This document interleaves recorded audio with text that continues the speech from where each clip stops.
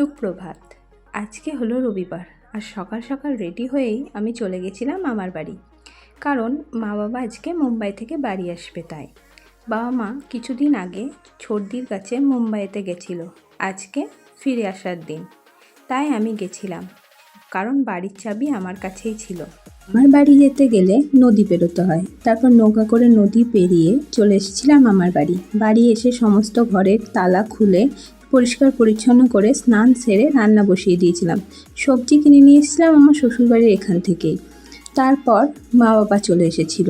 অনেক দিন পর মা বাবার সাথে দেখা হলো।